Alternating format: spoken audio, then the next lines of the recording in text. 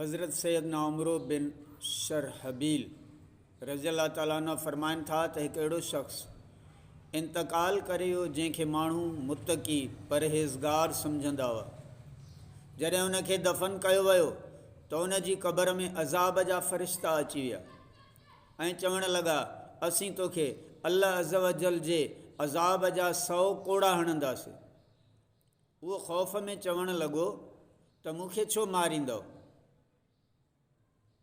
मां त परहेज़गार माण्हू हुयुसि।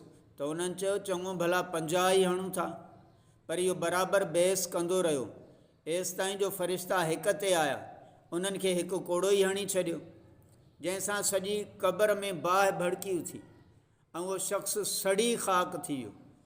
पोइ वरी उनखे ज़िंदा कयो वियो त उन दर्द खां तड़पंदे रोईंदे फ़रियाद कई, आख़िर मूंखे ही कोड़ो छो हयो वियो?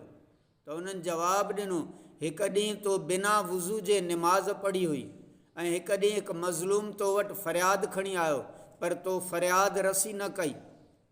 ॾिठो, अल्लाह अज़ वजल जे नाराज़ थियो त उन नेक ऐं परहेज़गार शख़्स जी बि गिरफ़्त कई, पकड़ फरमाई ऐं उहो क़बर जे अज़ाब जे घेरे में आयो।